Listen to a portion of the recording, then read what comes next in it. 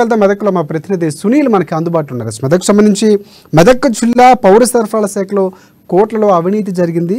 Rice గోదాముల్లో 5,80,00,000 అవినీతి జరిగినట్టు మనకు తెలుస్తూ ఉంది. ఇక ప్రధానంగా SA Bakkanna Narasimhulu data entry operator Srinivasarao ప్రమేయం ఉన్నట్లు తెలుస్తూ ఉంది. ఇక అధికారుల పర్మిషన్ లేకుండానే గోనె సంచుల్లో వినియోగం, అలాగే రాష్ట్ర పౌర సరఫరాల కమిషన్ విచారణలో నిగ్గు తేలినటువంటి నిజాలు ఇవన్నీ కూడా. సో దాదాపుగా 5,80,00,000 అన్నది అంత చిన్న అమౌంట్ కాదు. ఒక్కొక్కసారిగా పార్టీ మారిన తర్వాత బయటకు వస్తున్నటువంటి పరిస్థితి కనిపిస్తుంది. ఇక రాష్ట్ర పౌర సరఫరాల కమిషన్ విచారణలో నిగ్గు తేలినటువంటి నేపథ్యంలో అడిషనల్ కలెక్టర్ వెంకటేశ్వర్లు అలాగే ఆదేశాలతో పాత్రదారులపై కేసు ఫైల్ పరిస్థితి కనిపిస్తుంది. రెవెన్యూ చట్టం ప్రకారం వారి ఆస్తులు జప్తు చేస్తామని కూడా అడిషనల్ కలెక్టర్ చెప్పినటువంటి పరిస్థితి కనిపిస్తుంది. దీనిపై పూర్తి అప్డేట్స్ ఏంటి అసలు చెప్పండి సునీల్.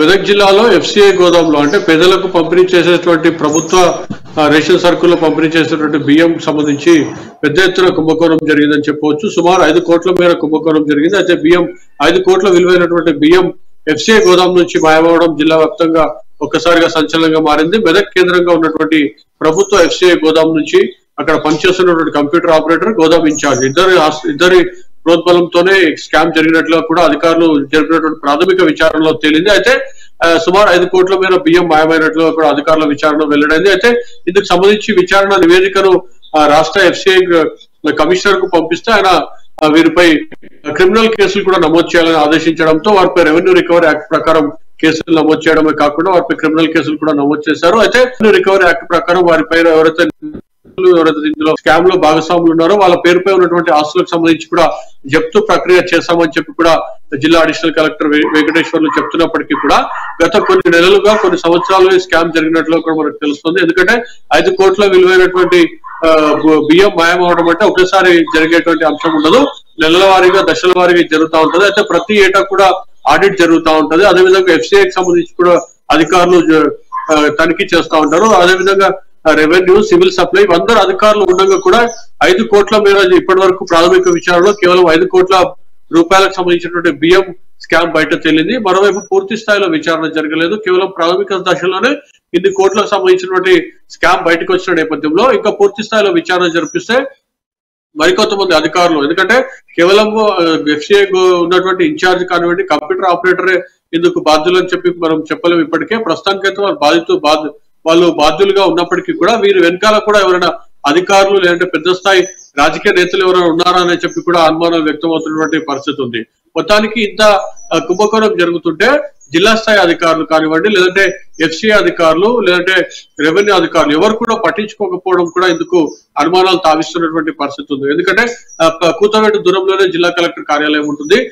దీనికి సంబంధించి అంటే ఉమ్మడి జిల్లా అంటే మెదక్ జిల్లాకు సంబంధించి కూడా అన్ని శాఖలకు సంబంధించి కూడా బాస్ గా కలెక్టర్ ఉంటున్నటువంటి పరిస్థితి ఉంటుంది. అయితే ఇంత జరుగుతున్నప్పటికీ కూడా ఇంత స్థాయిలో పెద్ద స్థాయిలో అధికారులు ఉన్నప్పటికీ కూడా ఎందుకు దీనికి సంబంధించి విచారణ ఎందుకు జరపలేదు, లేదంటే వీరు ప్రతి ఏటా నిర్వహిస్తున్నటువంటి తనిఖీలు ఇవన్నీ కూడా ఏమయ్యాయని చెప్పి కూడా ప్రజలు ఆవేదన వ్యక్తం చేస్తున్నటువంటి పరిస్థితి ఉంది. అయితే పేదలకు సంబంధించినటువంటి బియ్యాన్ని వీరు తినేయడం పట్ల కూడా విస్మయం వ్యక్తం అవుతున్నటువంటి పరిస్థితి ఉంది. అంటే అధికారుల పర్యవేక్షణ, ముఖ్యంగా జిల్లా స్థాయి అధికారులు, జిల్లాకు బాస్ గా ఉన్నటువంటి అధికారుల పర్యవేక్షణ లోపం ఎంతగా ఉందో కూడా మనకు స్పష్టమవుతున్నటువంటి పరిస్థితి. మొత్తానికి 5 కోట్ల మేర బియ్యాన్ని వారు మాయం చేస్తే ఇప్పటి వరకు కూడా పూర్తి స్థాయిలో విచారణ జరపకపోవడం కూడా హాస్యాస్పదంగా ఉన్నటువంటి పరిస్థితి. కేవలం నామాత్రంగా ఒక జిల్లా అధికారిని అంటే అడిషనల్ కలెక్టర్ పంపించేసి నివేదిక రూపొందించి రాష్ట్ర స్థాయి FCI కమిషనర్ పంపించేసి చేతులు దులుపుకునే ప్రయత్నం చేస్తున్నారని చెప్పి కూడా ప్రజల నుంచి విమర్శలు వ్యక్తమవుతున్నటువంటి పరిస్థితి ఉంది.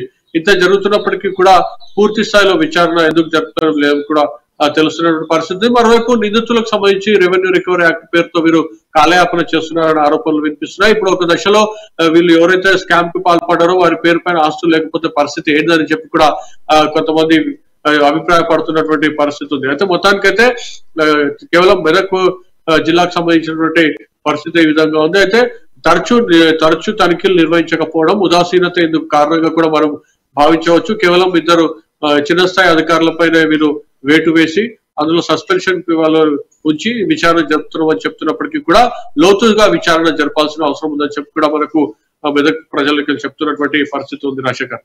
ఎస్ సునీల్, మీరు అన్నట్లు లోతుగా విచారణ చేయాల్సిన అవసరం ఉన్న నేపథ్యంలో ముందు నుంచి కూడా ఆడిట్లు అవుతుంటాయి. సో ఆడిట్కు సంబంధించి కూడా ముందు నుంచి మేనేజ్ చేసుకుంటూ వస్తున్నారు అన్నటువంటి విధంగా కూడా మనం ఆలోచించడానికి అవకాశం ఉంది. ఎందుకంటే దాదాపుగా ఒక్కసారిగా అయితే జరిగింది కాదు. మీరు అన్నట్లు ముందుగా ప్రతిసారి జరిగిన వ్యయాలు లెక్కేసుకుంటే కనుక 5,80,00,000 జరిగినటువంటి పరిస్థితి కనిపిస్తుంది. సో కొత్త ప్రభుత్వం మారిన తర్వాత కలెక్టర్ ఇప్పటికే రెవెన్యూ చట్టం ప్రకారం వారి ఆస్తులు జప్తు చేస్తామని చెప్పినటువంటి పరిస్థితి, అవినీతికి పాల్పడిన వారిపై చట్టరీత్యా చర్యలు తీసుకుంటారు. అది కేవలం ఇది ఒక ఇద్దరు అధికారులకు మాత్రమే కాకుండా నాయకులు కూడా అండదండలు ఉండే అవకాశం ఉందా? గత ప్రభుత్వంలో ఉన్నటువంటి నాయకులు ఎవరైతే ఉన్నారో వారి అండదండలు కూడా ఉండే అవకాశం ఉందంటారా?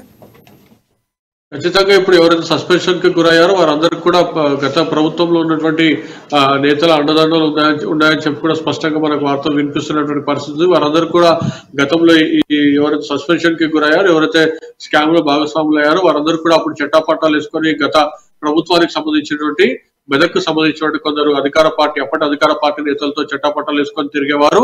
కాబట్టి జిల్లా స్థాయి అధికారులు కానివ్వండి, లేదంటే రాష్ట్ర స్థాయి అధికారులు ఇందులో విచారణ జరిపేందుకు కానీ, లేదంటే వారి వైపు చూసేందుకు కూడా ఒక ఇంత వెనకడుగు వేశారని చెప్పి కూడా మనకు వార్తలు వినిపిస్తున్నటువంటి పరిస్థితి ఉంది. మొత్తానికైతే పేదలు నోటికాడి కూడులు గుంజుకున్నారని చెప్పి కూడా ఇప్పటికే పేదలు భావిస్తున్నటువంటి పరిస్థితి. ఈ మొత్తం అంశంపై కూడా పెద్ద ఎత్తున ఆగ్రహవేశాలు వ్యక్తమవుతున్నటువంటి పరిస్థితి. ఎందుకంటే అతి సున్నితమైన అంశం. ఎందుకంటే పేద ప్రజలకు సంబంధించినటువంటి ప్రతి నెల రేషన్ సరఫరా చేసేటువంటి బియ్యం సంబంధించి కూడా అధికారులు ఇంత నిర్లక్ష్యంగా వ్యవహరిస్తే ఇలాంటి పరిణామాలు ఎదురవుతాయని చెప్పి కూడా వారు భావిస్తున్నటువంటి పరిస్థితి ఉంది. కానీ జిల్లా స్థాయి అధికారులు మాత్రం కుట్టినట్టుగా కూడా లేదని చెప్పి కూడా మనం భావించవచ్చు. ఎందుకంటే ఇంత జరుగుతున్నప్పటికీ కూడా కేవలం వెంకటేశ్వర్లు అడిషనల్ చేస్తూ విచారణ కల్పించారు, నివేదికను హైదరాబాద్ పంపించారు, చేతులు తెలుసుకున్నారు. ఇప్పటి వరకు కూడా వారికి సంబంధించినటువంటి అరెస్ట్ కానివ్వండి, లేదంటే వారికి డబ్బులకు సంబంధించినటువంటి రికవరీ కేవలం ఇద్దరితో మాత్రమే ఇది జరిగేటువంటి స్కామ్ కాదు. కేవలం దీంట్లో చాలా మంది ఉన్నప్పటికీ కూడా ఇద్దరు పేర్లు మాత్రం తెరపైకి తెస్తున్నారంటేనే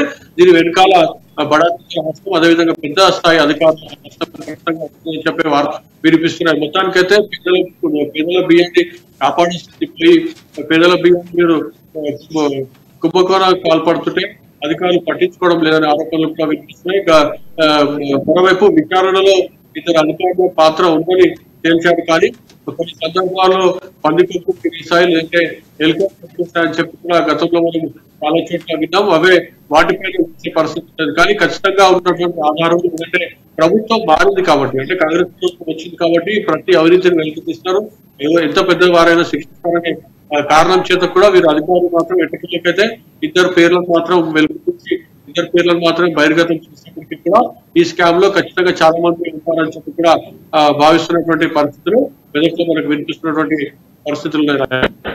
రైట్ ఫైనల్ గా సునీల్, అంటే ఎవరైతే ఆరోపణలు ఎదుర్కొంటున్నారో ఎస్ఏ బక్కన నరసింహులు కానీ డేటా ఎంట్రీ ఆపరేటర్ ఎవరైతే ఉన్నారో శ్రీనివాసులకు సంబంధించి, సో వీళ్ళు కాకుండా మిగతా అధికారులు ఎవరైనా విచారించినటువంటి పరిస్థితి ఏమైనా ఉందా? పౌర సరఫరాలకు సంబంధించినటువంటి కమిషన్ విచారణలో సో మిగతా అధికారులు ఏమైనా విచారించినటువంటి పరిస్థితులు ఏమైనా ఉన్నాయా? అయితే ఎఫ్సిఐ కమిషనర్ ఖచ్చితంగా ఆయన మెదక్కు రావాల్సి ఉండే, మెదక్లో విచారణ జరపాల్సి ఉంది. కేవలం ఇక్కడ ఉన్నటువంటి అధికారులు విచారణ జరపడం, అదేవిధంగా వారు నివేదికను హైదరాబాద్ పంపించడం, అక్కడ నుంచి కమిషనర్ ఆదేశాలు ఇవ్వడం, రెవెన్యూ రికవరీ యాక్ట్ ప్రకారం క్రిమినల్ చట్ట ప్రకారం చర్యలు తీసుకోమని. కానీ ఎఫ్సిఐ నుంచి రాష్ట్ర స్థాయి నుంచి అధికారులు ఎవరు రాకపోవడం విస్మయం కల్పిస్తుంది. ఖచ్చితంగా 5 కోట్ల రూపాయలకు సంబంధించిన పేదల బియ్యం అంటే పెద్ద అంశం, ఇది రాష్ట్ర స్థాయిలో కూడా ఆ పెద్ద అంశం. కాబట్టి ఖచ్చితంగా కమిషనర్ వచ్చి విచారణ జరపాలి. అదేవిధంగా దీనికి సంబంధించి ఒక విచారణ కమిటీని కూడా ఏర్పాటు చేయాలి. ఇంతవరకు అట్లాంటివి కూడా మనం ఇప్పటివరకు ఏర్పాటు చేయలేదు. వీళ్ళంతా కమిషనర్ హైదరాబాద్ నుంచి మెదక్ రావడం పెద్ద సమస్య కాదు. ఎందుకంటే ప్రభుత్వం నుంచి అన్ని సౌకర్యాలు వాళ్ళకు ఉంటాయి, వాహనాలు కానివ్వండి, లేదంటే ఎస్కార్ట్ కానివ్వండి, లేదంటే అధికారులు కానివ్వండి. కానీ ఇవన్నీ కూడా వదిలేసుకెళ్ళి హైదరాబాద్ కి పరిమితమై అధికారులు అక్కడ నుంచి ఫోన్లలో మాత్రమే ఇంత పెద్ద స్కామ్ ని వీళ్ళు జరిగిన ఫోన్లలో విచారణ జరపడం కూడా విషయం కల్పిస్తుంది. కాబట్టి ఖచ్చితంగా దీనికి సంబంధించిన మంత్రి, పౌర సరఫరాల శాఖ మంత్రి ఖచ్చితంగా ఈ అంశాన్ని దృష్టి సారించాలి. ఇందులో అంటే ఎఫ్సిఐ గోదాం నుంచి రాష్ట్ర స్థాయి వరకు దీంట్లో పాత్ర ఉంటుంది. కాబట్టి అందరిపై విచారణ జరిపి అందరిపై చర్యలు తీసుకోవాలి అధికారులపై. ఎందుకంటే కమిషనరేట్ లో కూడా ఈ ఇద్దరు ఉద్యోగులకు సంబంధించినటువంటి వ్యక్తులు ఉన్నారు, వారి అండదండలు కూడా వీళ్ళకి మెండుగా ఉన్నాయని చెప్పి కూడా మనకు వార్తలు వస్తున్నాయి. కాబట్టి హైదరాబాద్ లోని కమిషనరేట్ లో కూడా విచారణ జరిపించాల్సిన అవసరం ఉందని చెప్పి స్పష్టంగా మనం భావించవచ్చు. Rajasekhar, thanks for updates. Next మనం